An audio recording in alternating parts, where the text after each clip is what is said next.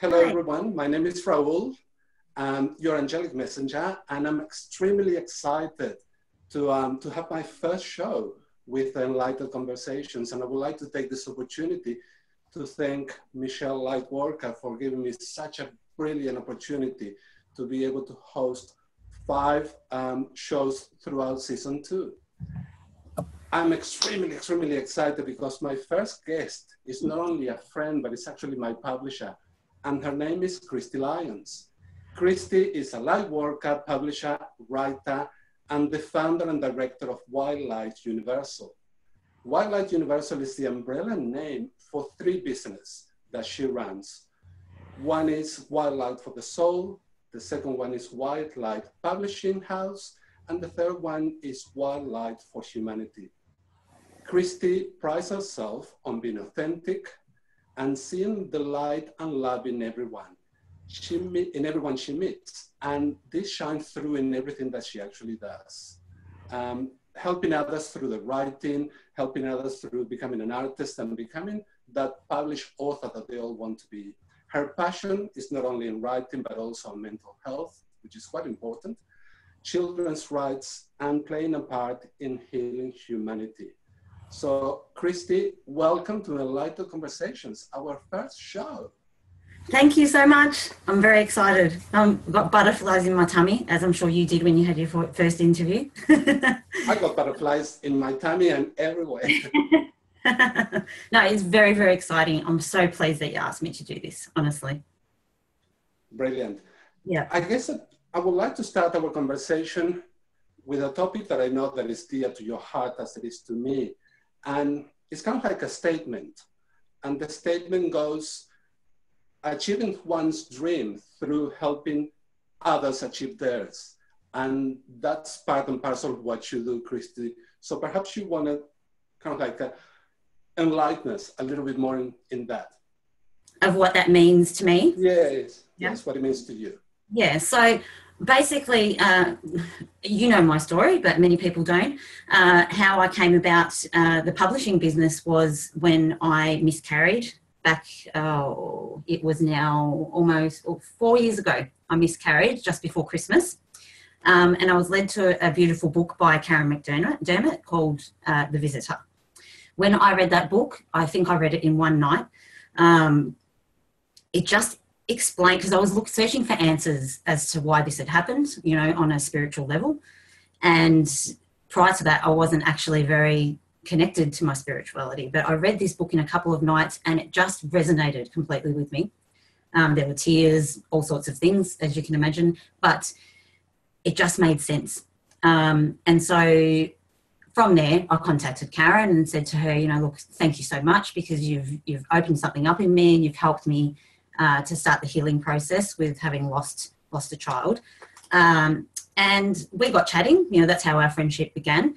And she encouraged me to write about my own journey because it seemed that we had quite a few things in common when it came to, you know, life experiences and whatnot. So I did. And because she was doing at the time she was doing a compilation called Journey to Inner Light. And it was basically just everyday people who are writing, you know, a short, not a full book, but a short addition to an anthology, just about everyday experiences and how you have reached a point of, you know, exploring your spirituality. So I don't think I've ever been so excited in my life when she suggested that to me. And I think over the course of maybe 3 or 4 nights, I wrote the whole thing, got through. I went right back, you know, because my aim was to write about the miscarriage, but I just went right back to my childhood and the amount of things that came up during that process, you know, as you know, being a writer yourself, there were tears, there was laughter, there were, you know, beautiful memories. There was actually one point that I wrote about an experience that I'd been through and it made me feel physically sick. Which I now know was part of the purging process and the releasing process. But once I've written that, it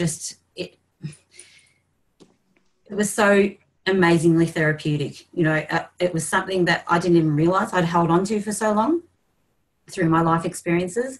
And just simply writing about it helped me to move on.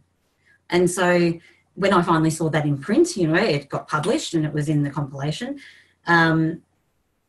As you probably know as well, having it actually published in print is a beautiful feeling. But knowing that you've written that piece and what it does to you internally, it's unlike any other process. You know, it's so rewarding and so healing. And when that happened and I saw my name in print and I went, oh my goodness, you know, I'm a published author. I can now say that. You know, I know it's just a title to many people, but it's a proud moment, you know. And as soon as I did that, you know, it just started, you know, I wanted to keep writing articles and blog posts and whatever it was that I possibly could, because I started the ball rolling and I just wanted to keep going and going, as you know, because this is what you've done. And eventually it got to a point where Karen said to me, why don't you, you know, rather than me publishing everything for you, why don't you do this yourself? And she helped me set it all up, you know, explained to me how I could start up my own publishing company, which at the time I thought, oh, no, I don't know what I'm doing. I can't run my own business. You know, I just want to write. But then being able to, the main purpose behind it was to be able to say, okay, well, I know how it felt for me to be able to give me that, for Karen to be able to give me that dream of becoming a published author and going through that process. I want to be able to give that to everyone as well, you know, and that's the underlying basis of White Light Publishing House, is that I know the feeling that you get from being able to have your voice heard, and not only the therapeutic side of things, but your creativity and everything that goes with writing, to be able to give someone a platform to be able to get their voice out there and get their work out there to share with others, because everyone has a story. It's so true what you're saying, Christie, and sometimes we don't realize that out of a moment of pain and darkness, something beautiful, the light that we always look forward in front of us, we find within, by going in and acknowledging the pain and acknowledging what actually took place for you as a mother, and building a platform that, not that I wished you that you actually had that experience, but thanks to that experience, you were able to open the doors to people like myself to become published authors. And I know what you're saying about it's only a title, but you know what? It's such a proud title, because it's not simple to achieve and it's not simple to get out there and put yourself on the line and truly put yourself out there to be criticized, either in a good way or in a bad way. And that's something that it comes with the territory. And I'm forever grateful that Karen McDermott pushed you in that direction to open your own publishing house, because you have given a gift to myself and to many others of doing exactly what we thought that was an impossible dream, and you created that dream into an amazing reality. And for that, I'm forever grateful. As you were writing and you were going through that pain, what other feelings did you get that it actually makes you push forward and say, I know that it's hard, but I'm going to continue with it? Because I could feel, now look, what I did is I started with, because I was writing about my life, you know, that's what the anthology was about.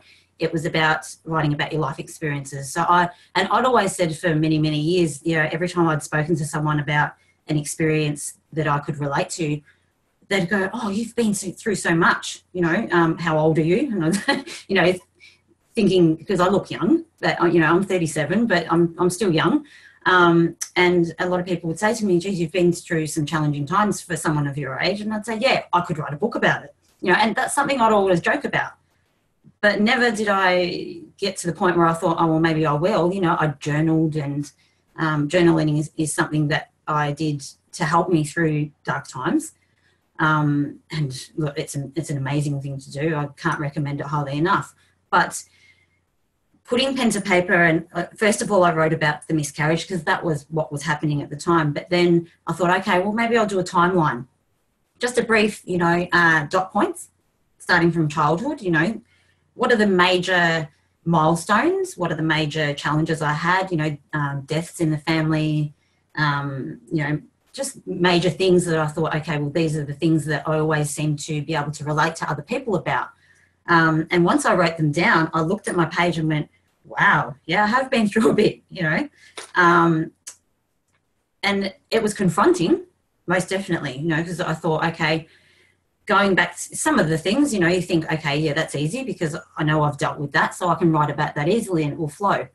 But there was one experience in particular that I realised that I had blocked out, and probably one of the major experiences that I'd been through that over the years after it had happened, I just kind of, and a lot of people do this, no, I'll just keep going. No, I'll just keep going. I'll get through it. I'm not going to confront that or deal with that because it's too hard. You know, and I'm sure everyone's been there because sometimes it is hard, but at one point or another, it always comes back up. And that experience was that my stepfather committed suicide 2 days after I got married. Back when I was almost 21, I got married to my high school boyfriend. We're not together anymore. But yeah, I was on my honeymoon, just to give you a brief overview of what this experience was, because I think it's important for people to know that these sort of experiences are things that you need to deal with and why it's important. I was on the first day of my honeymoon and my husband and I were out for dinner in some fancy restaurant, you know, being on your honeymoon.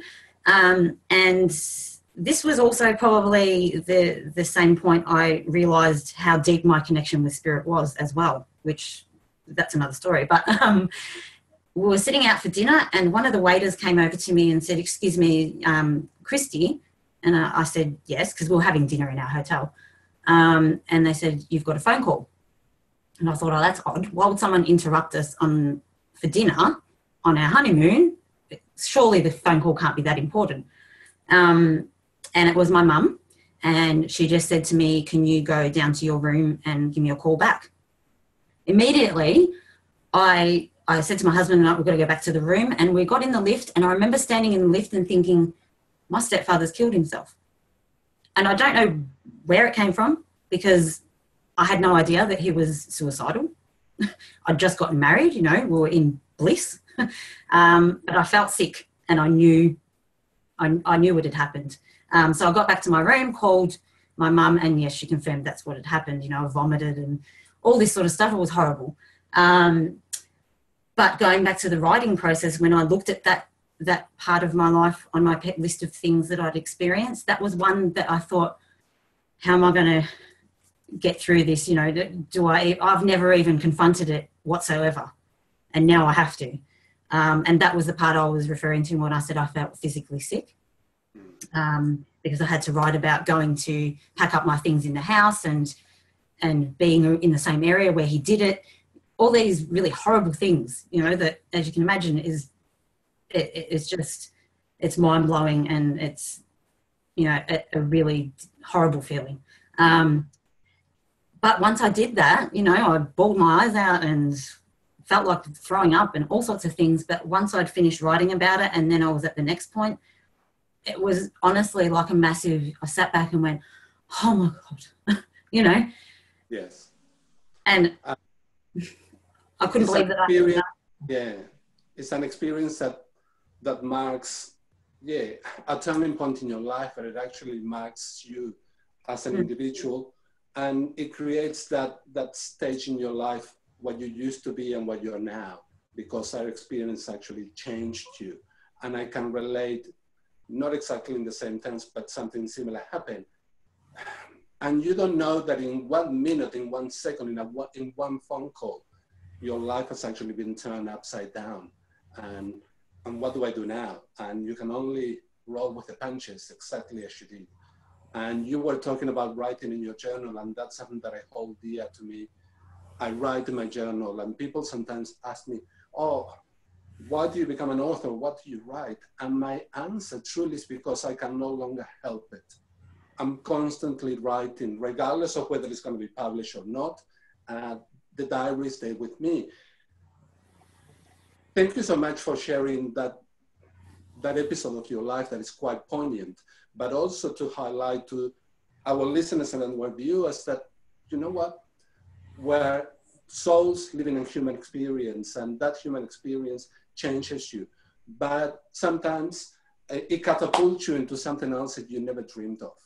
And I'm sure that that's exactly what happened to you in many different ways. Although it's not something that you wish for anybody to experience, however, having had that experience, yeah, you got a little bit of extra knowledge and that connection to spirit that you were mentioning, that perhaps is going to be critical and it's going to take you in a direction that you never imagined. So thank you so much for sharing that.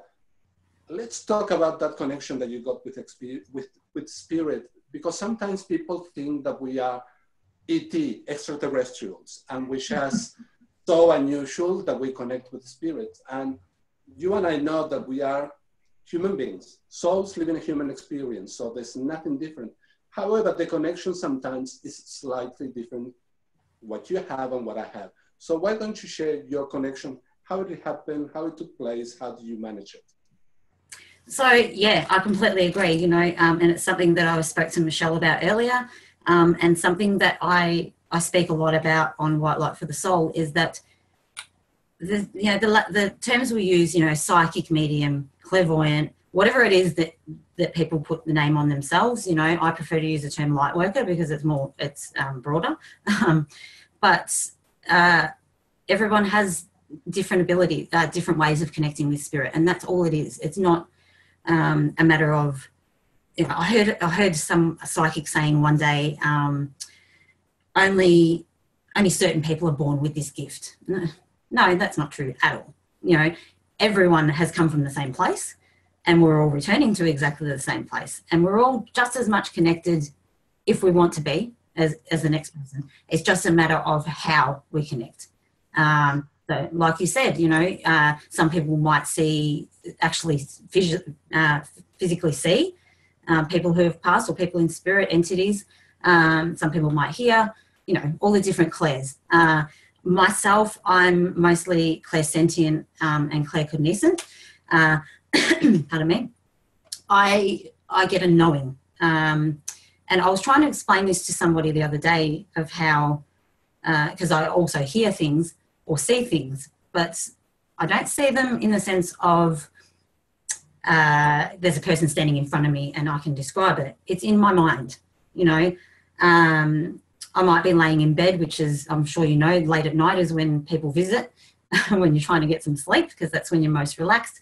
But I might be laying there and all of a sudden someone will visit and, you know, I'll be communicating with them, but I'm not laying in bed and physically talking, you know. I'm not verbally talking. It's all in my mind. But when I say, and this is why it's hard to explain to people, because when I say it's in my mind, it's not in my imagination, which a lot of people get confused. You know, a lot of people say, oh, how can I connect with spirit? And how come you can and I can't? Well, you can, it's just trusting what you're getting, you know. If you've got something that seemingly comes out of nowhere, you know, you hear a song that you haven't heard in a gazillion years, but all of a sudden it pops into your mind, well, then that's come from somewhere. It's not your imagination, because why would you be thinking about it? You know, if you suddenly see a face in your mind and you can describe what they look like and, you know, they're giving you a message, you know, I need to go this way to work today, or I need to write this down, or symbols, or all sorts of things. This is where I try to explain to people is a difference between you thinking, oh, I'm just imagining things, or I'm making things up, or just trusting what you're getting and using it, because that's when it starts flowing, and that's when you start getting more, is when you're trusting it and you're actually listening, you know. Yes. The little angel that I post daily on Facebook, today actually the message that came through, and I was just sitting there waiting to say, okay, what message is going to be through? And the message that came through was trust. And I was getting myself organized to do this interview with you, Christie, and you get the butterflies and you start trying to think, what am I going to do? And suddenly you get that message, okay, just trust. It's not like you're interviewing somebody that you never met. You're talking to a friend. So why not go with that conversation and go with the flow? And that message of trust that I posted in Facebook is truly about you allowing, as you were saying correctly before, your own connection to source. Whether you call it source or whether you call it the creator or God or whatever it actually fits within you, let it come through and don't think that you're actually going bonkers, because you're not. It's just that people sometimes are afraid or they cannot really explain or understand. And this is why these conversations are so important. So we're not trying, well, hopefully we'll reach the masses, but we're not trying to do that. We're trying to appeal to people that perhaps have some questions that they haven't been answered.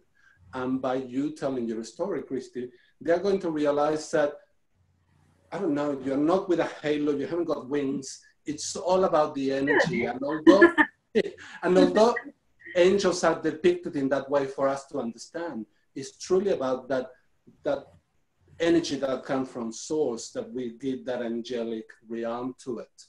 But you will call it a spirit, and another Michelle call it a spirit. I call it talking to my angels, and that's the way that I communicate.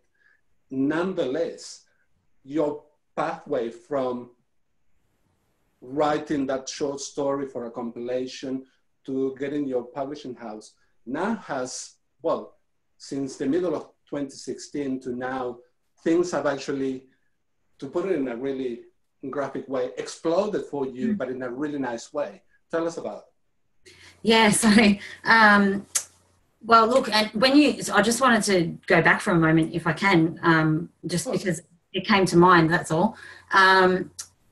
When that experience happened with the miscarriage and all of that sort of stuff, I was still working in, I was a childcare centre director for many years, and that's what I was doing.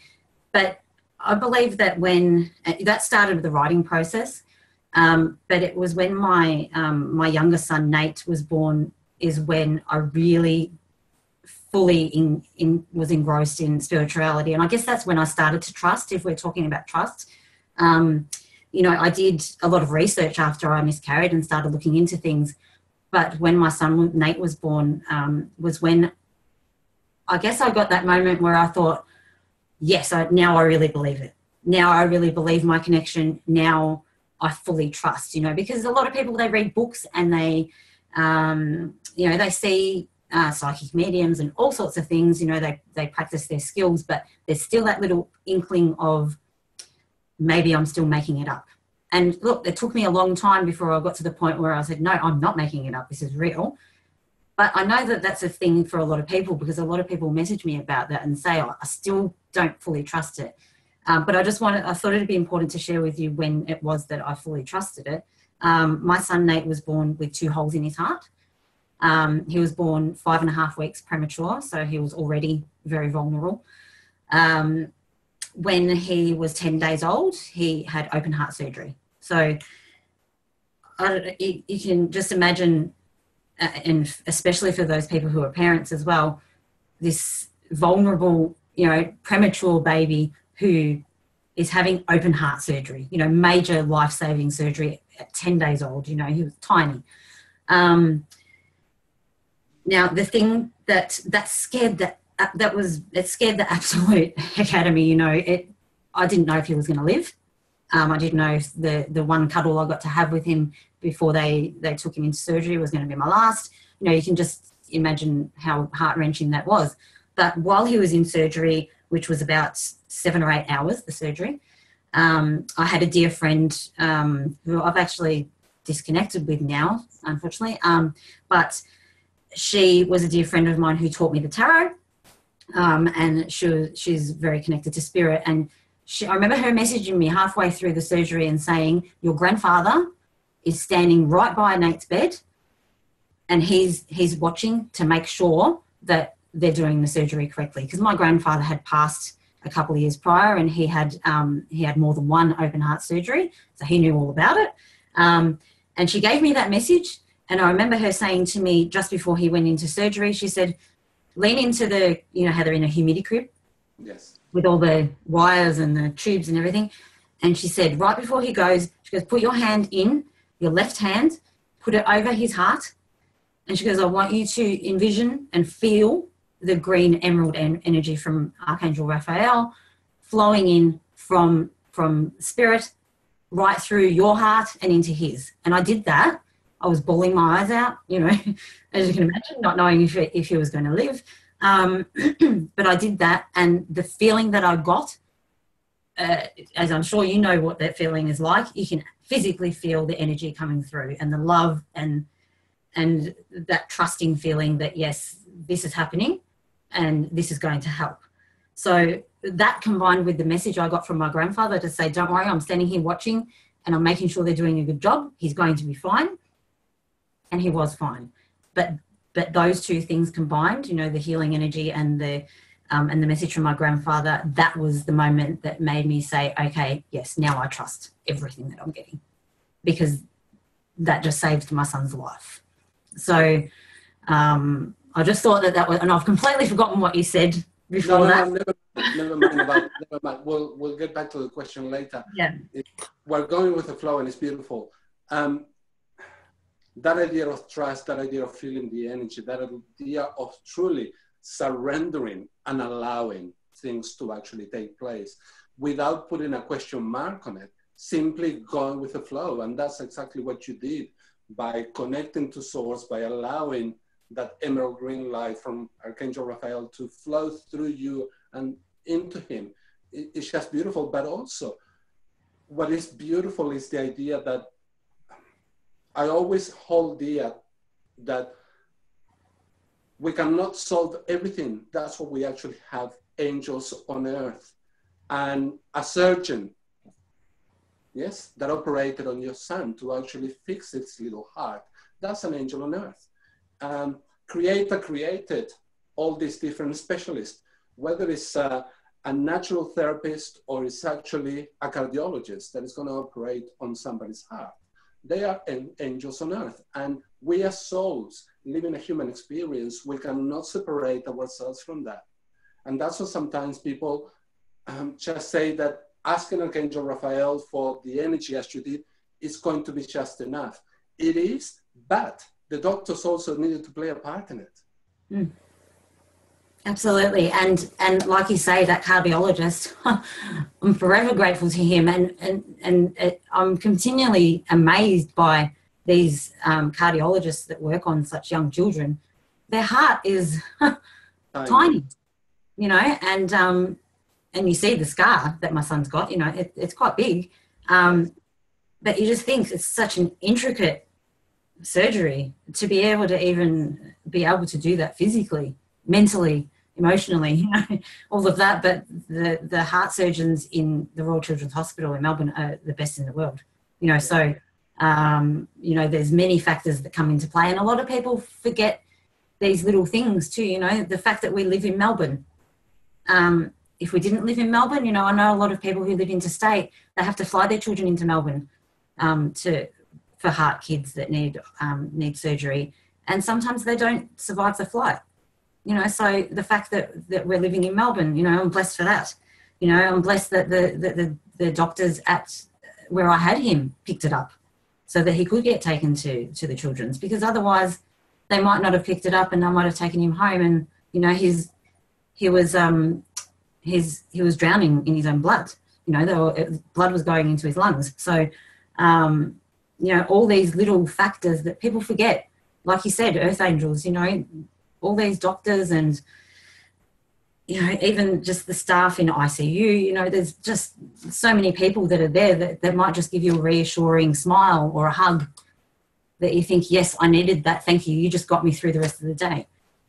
And sometimes it can be that simple, and people forget that, you know, you might be walking, I'm going off on another tangent here, but, you know, you might be walking down the street and see somebody and, you know, they're looking a bit stressed, and you might just look at them and give them you don't even need to say anything, just a look to say, I understand what you're going through. You know, a parent in the shops that's their child is going crazy and screaming.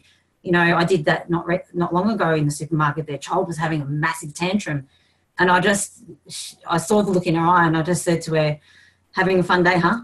And smiled, you know, but you could see her shoulders relax and go, yes, thank you for not judging me, you know. But it can be that simple. And I relate to that completely. Last year I was actually in Sydney, walking down Martin Place, and it was just hitting on 5 o'clock, and everybody was coming out of offices, and they were just rushing, and that energy was just, I couldn't handle it. And I was saying to the angels, what am I going to do? And they say, go within and shine it out. And that's exactly what I did. I started shining my light out, and suddenly people were kind of like not slowing down totally, but it was slowing down, and they were looking at me, and they were smiling, and they were not just looking down at the floor and walking at a pace to get to the train station. They were kind of like relaxing, and that's when you understand that when you trust, things will actually happen your way. But also, it's important to understand that don't just go to one specialist. Listen to what the guidance is, yes? Sometimes you may want to go and see somebody like yourself or myself to give you some guidance, but sometimes we cannot operate on somebody's heart. Mm. And people, I guess that the point that I'm trying to make is, do not forget, soul living a human experience. So our physical body also needs care, and sometimes that care comes in the form of a doctor or a natural practitioner, whatever it may be. But don't just think that spirit clicks fingers and voila, things are actually better. When people talk to me about manifestation, well, there's a part that we need to put from ourselves in order to manifest. The reasons that I published so far 2 books, well, I have to play my part in it. And you have to play your part, and the printers and so on. So there's a whole group of people that they play a really good part. So don't just think that spirit is the answer to everything. To me, the way that I usually take it is a guidance. And usually they show me the way, or they show me the way with a butterfly flying by, or they show me the way with a little coin on the floor to say, you know where? Abundance is everywhere, just look. And for you was to find those doctors. And sometimes people think of abundance as winning the lottery. Well, you know what? You won the lottery. That's right. And it's funny you mentioned abundance, because I was only talking to Sally, one of our authors, Sally Glenn. We have a lot of profound chats recently. But one of the things we were talking about was abundance. And a lot of the time, you know, what is abundance? You know, people automatically say, you know, there's memes and there's quotes and there's all sorts of things all over the social media. But for some reason, people automatically think, okay, abundance is money. Mm. But money is just one small factor. You know, back in the day, there was no such thing as money. You know, so but abundance is everything. You know, like you said, if I hadn't been blessed with so many different factors during that time when my son was born, then he likely wouldn't have lived.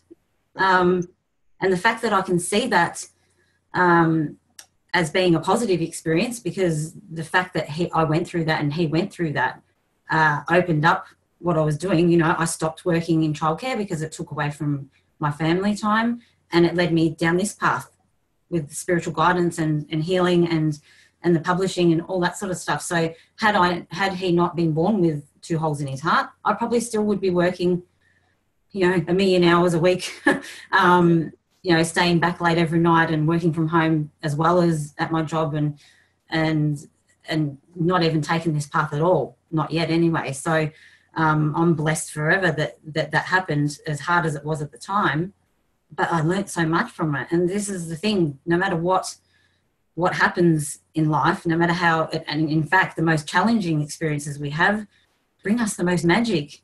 If you're able to look at things from that perspective. I know it's difficult when you're in that place, but once you've been through it, you know, there's never any experience that you go through, no matter how traumatic, there's always something that comes from it, always. I always remember my late grandmother saying to me, Raul, the minute that you start chasing money, it will run away from you. So do what you do because you love it. The rest will actually take care of itself. And you know what, when I was young, I did chase money and it came to me. And sometimes, well, at a particular time, you need to lose it all in order to truly find yourself and to realize, well, were those people around me because I only had money, or were they true friends? And who's still around me now? And at the end of the day, sometimes those people could have been family members, yeah? that because now you don't have the glitz and glamour, they're no longer around. And sometimes you actually let go of friends.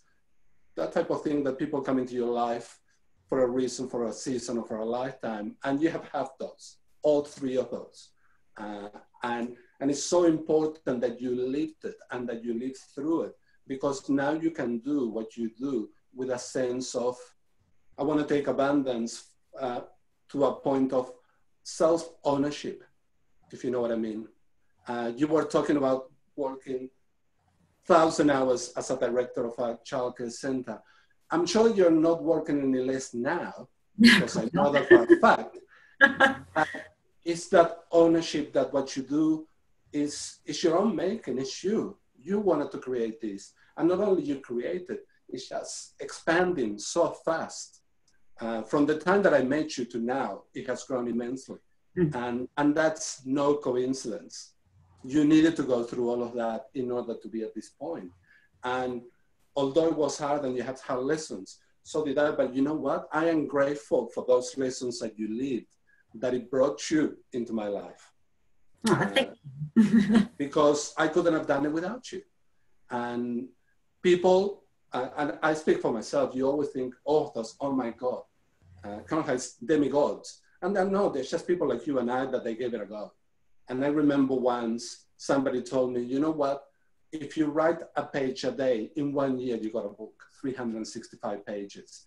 It's just demystifying that idea that only, like you were saying, only a certain group of people can be connected with the spirit. Only a certain group of people can be authors. And you can be whatever you want to be, but you're going to have to put something of you in that manifestation process. Otherwise, it will not happen.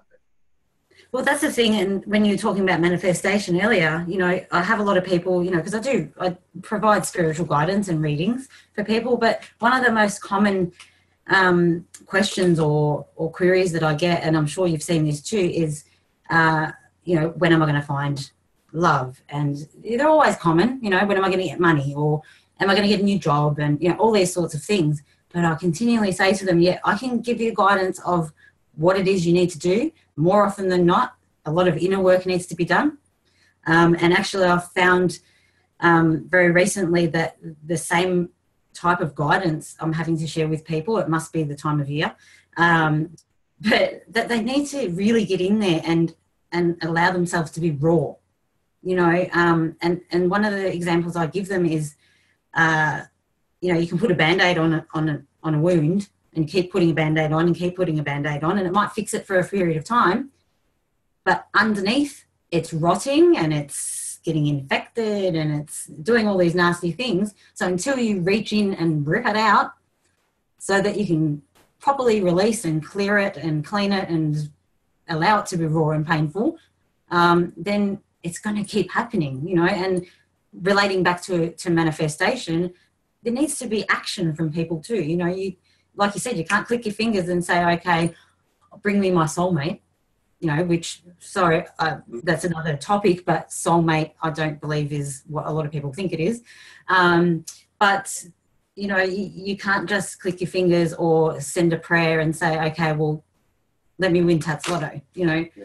Not as simple as that. No, I totally agree with what you're saying, and the word soulmate. And I usually say to people, you know what, I found a bunch of soulmates with my group in Wildlife Publishing House. And those are the people that you actually resonate with. They don't need to be the love of your life. That's a totally different kettle of fish. But the idea of people looking for love, and sometimes you ask the question, so do you go out? And people say, no, I'm really a homebody and I just don't go out anywhere. So how do you expect love to come to you? Is it going to knock at your door? I don't know, maybe you fall in love with the milkman or the postman, but unless you really put yourself out there. And I'm not talking about going to a nightclub, because that's probably not the place to look for love, but going to a social event with friends and somehow you meet somebody new.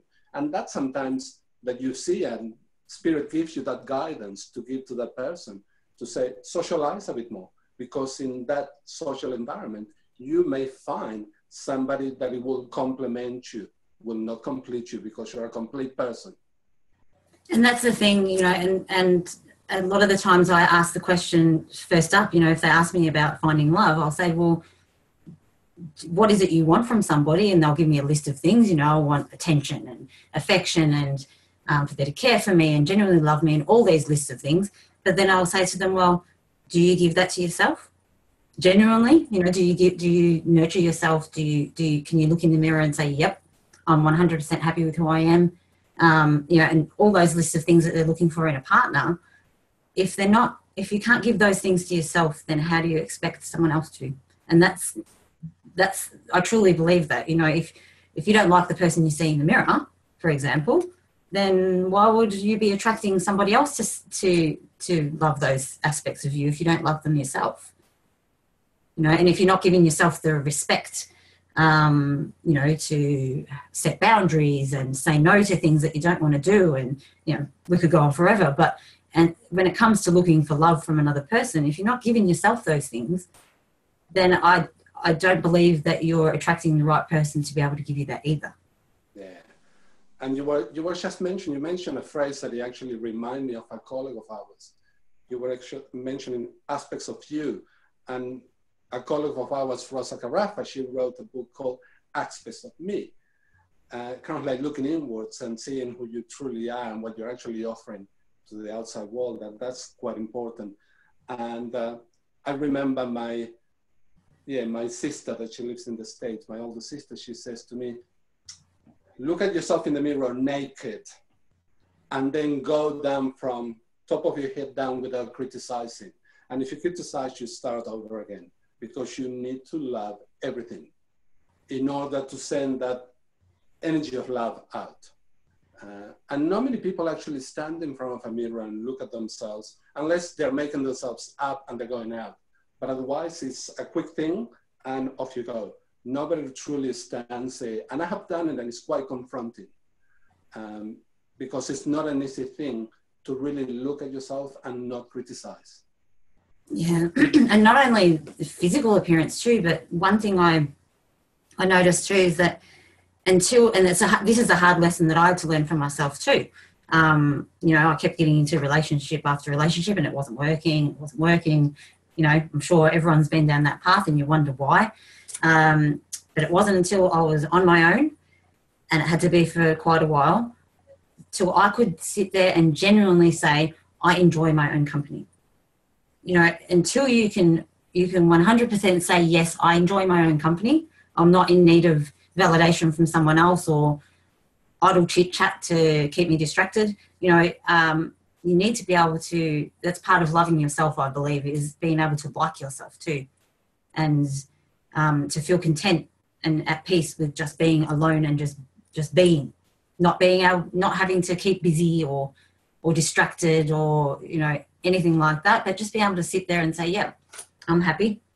I like being by myself. I like being able to make my own choices and do whatever I want to do, and a lot of people struggle with that though. Yes.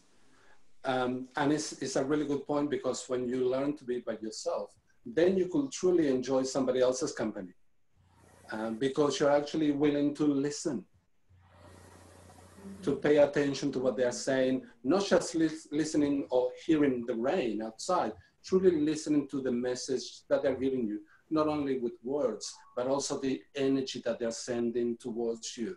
Because when you are comfortable with yourself, you know what actually feels really good. And it's not that instant gratification, it's that energy of exchange, that what goes around comes around. And because you're in a centered place that you are happy with who you are, you're willing to send that energy out, but also you are so willing to receive it. And that's usually what I've found in my life is as soon as you surrender, we were talking about it before, whether you're forced to surrender or whether you do it by choice, that's when everything starts happening. That's when you start getting, messages, and that's when you start receiving what it is that you've been trying to manifest. And, you've been looking for love, that might be one of your goals, but it's not until you truly surrender. And I don't mean going, okay, I'm ready now, I surrender. There's a difference between saying, okay, yeah, I do, or truly going, you know what, I don't need anyone. I'm all right. I'm happy. When he's ready to come into my life, he will. That's when it'll happen. Yeah. But you have to truly believe it. And not in a case of, well, it is love, but it's not love of somebody companionship. But in the case for me, I was looking for a publisher for years, written that book and put it in the safe, in my gorgeous little diary, all of that. And looking and nothing actually came through until I didn't give up. I didn't just throw hands in the air and say, well, I give up, I surrender. It was truly to say, I've actually talked to the angels and say, you know what? I've written it. I am ready. Just bring the person, the publisher, to me whenever it's time for me to meet that person. And it didn't happen until last year that I've actually met you, and through social media, through a competition that you're running, and because I saw the name of the publishing house, I went and researched, and then I found you. It was that I needed to surrender. I needed to just let it be without constantly looking for somebody to help me. And because I was chasing that, those people were running away from me, not literally, but the things that they were saying on how much it was going to cost me to publish. And I thought, not in a million years. Mm-hmm. And suddenly when I let it go, it came to realization, it manifested because I was ready and you were ready. Yeah, and you're exactly right. You know, it's the same with everything, with money, with, you know, I actually say to my husband a lot of times, and he still doesn't believe me, but, you know, if you need money for something, for example, you know, a couple of $1,000s to fix a car, or let's give that as an example, rather than stressing and fretting and, oh, where's it going to come from? And, you know, all that sort of stuff. And I'll say to him, it's okay. If you need it, it'll come. You know, you just got to trust that you'll have it in time before you need it. But you have to really 100% trust and understand what that means. And I've done it several times. I've needed money for something. And I've said, it's all right. It'll come. It'll come. And you'll go, oh. And I was like, all right, it'll come. And needless, you know, lo and behold, it comes. You know, and when you do that once and it actually happens, then you're fully able to trust and go, okay, well, if I need something, it'll come. You know, that's not to say that you sit back and go, all right, I'm just going to laze on the couch all day and do nothing. You still need to contribute, but, you know, if you need to work for money or whatever it is that you need to do, but it might be an idea that you get and you go, oh, I've got something sitting out in the garage that hasn't been used for X amount of years. Why don't I sell that? Or someone might be looking for something that you've got. You know, it could be a million and one things, but again, everything's all about trust. Yes. And if you can trust and let go of trying to control everything, I believe that that's how you have absolute peace. I think that we're bombarded by not only social media, but the media. You sit to watch a television program and you're bombarded by commercials, yes, on how your life should be like. And I know myself that I bought into those many times. And I reach a point in my life that I usually say, unless it's something regarding health, but otherwise I usually say, if I cannot afford it, I don't need it. I don't need to put myself in a situation of having 300 credit cards and how am I going to pay for all of those? Because it doesn't serve my purpose as this soul living a human experience. It's simply allowing, I don't need to impress anybody else. Already done that, and it got me nowhere fast. So now it's truly about me. What is it that I need and what is it that I want? And you were talking about age before. Well, I'm about a couple of decades older than you, but then as you're becoming older, you're realizing that truly all you need is the love of the people that are around you, and that they will support you, that they will be there for you unconditionally. And even when they got their own lives to lead, they will still make time to get in touch with you. And that's truly what it's all about. The rest is neither here nor there. I'm not saying that we don't deserve to have the things that we would like, but I don't know, we don't need to have the $1 million mansions and the yachts, unless it's something that you're manifesting in a good way. But if you're desperate to manifest that, more than likely will run away from you. And you need to think to yourself, why do you want those things? You know, I don't believe, look, there's nothing wrong with if, personally, I don't want some massive mansion or something like that. It means nothing to me. But to some people, maybe it does. And there's nothing wrong with that. But, you know, by all means, if you want a big house or a nice car or whatnot, but you got to think to yourself, why is it that you want these things? You know, someone asked me long ago, oh, what if you could have your dream car, what would it be? And I just kind of looked at, I don't know. If I've got a car that is safe for my kids and fits the children in and it gets me from here to there without any danger, I don't really care. You know, things like that, it honestly doesn't bother me, you know. I know my husband and I have this conversation a lot, and he's not going to like me for mentioning this, but he always talks about winning the lottery and what would you buy and what would you do, and I'd say to him, well, I'd give to this charity and that charity, and I'd travel and use it to do all these sorts of things. Of course, I'd look after my family and, you know, pay off people's houses and all that sort of stuff so they can have freedom. But I wouldn't, the last thing I would want is some massive house, because for one, how am I going to clean it? And it just, those material things don't interest me, you know. Yes, I like to have nice things, but having massive mansions or your own jet, or why do we need it? You know? I guess I come from a generation where my parents will always push you, yes, to go to school, to go to high school, to go to university and to achieve the best. And out of the three, I was the one that did it all, to my determination, because I paid with my health to impress people. To what point? But only I got to that point with experience and with realizing who was really around me and who's really around me now. And how am I going to do all the things that I really want to do without paying attention of what are they going to think. Writing that book, My Angel Connections, to me was liberating. And when it got published, even more, because now I'm not hiding in the shadows. This is who I am. Take me or leave me. I'm not trying to impress you. These are my stories. But before, I wasn't able to talk to people about angels because they would go, oh, really? And you believe in that? But that, oh, really, you believe in that, got me to the point to realize, I don't think that I need those people in my life because they're not in the same pathway. I'm not going to try and change them, but why should I change myself and my set of beliefs to have them next to me? I'm so glad you mentioned about doing that, because that's been a focus for me at the moment with the Osmompreneur network that I'm in.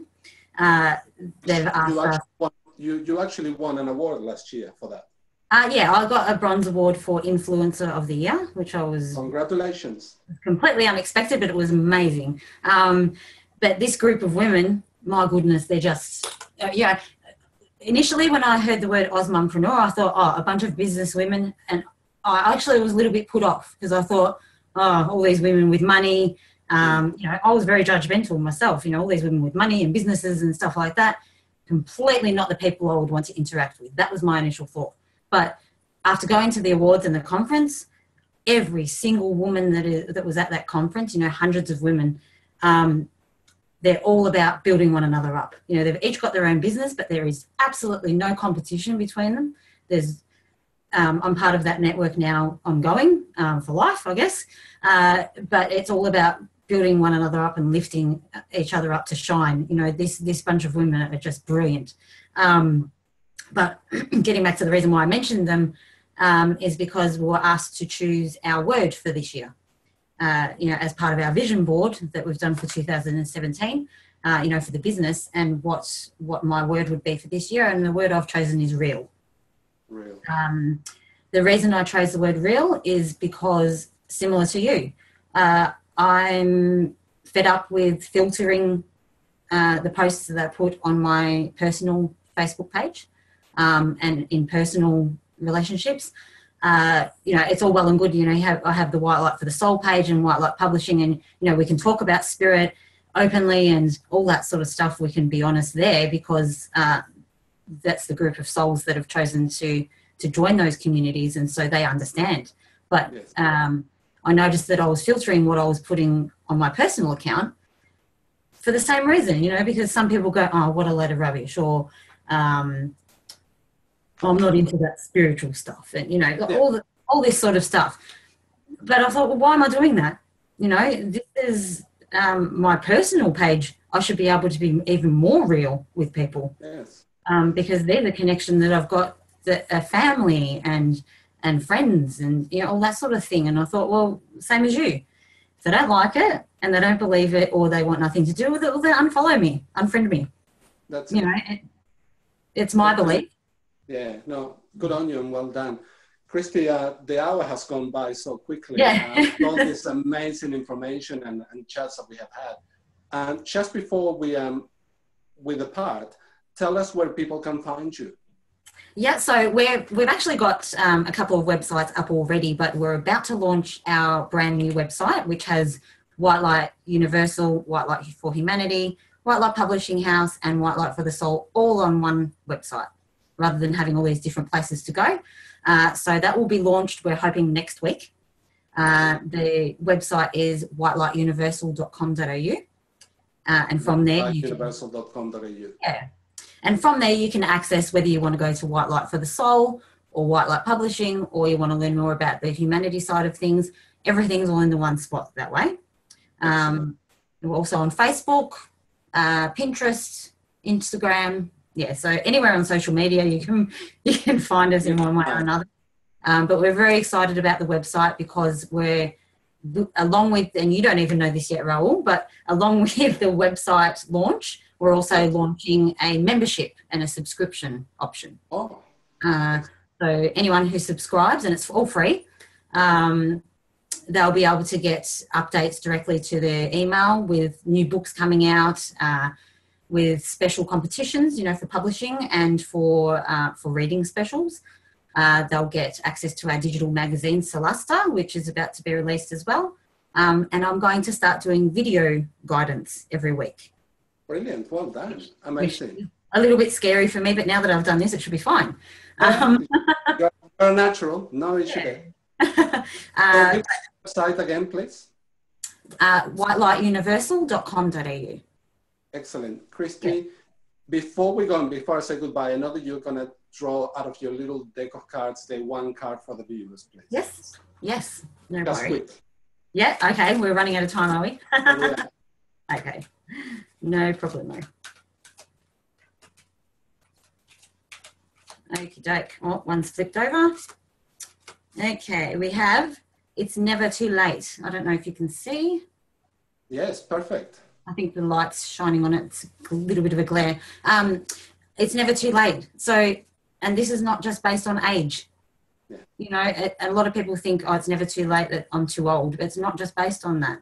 You know, I graduated from university with an 86-year-old lady. Well, there you go. And she said to me, never too late. Yeah. And it doesn't have to be with work or study. It could be, I've always wanted to dance. Yes. So go and do it. You know? Correct. Always a way. Yeah. Christie, thank you so much for being part of my first program. It was truly a pleasure, an honor, a privilege. I love you so much. Thank you. Thank you so much. Mwah.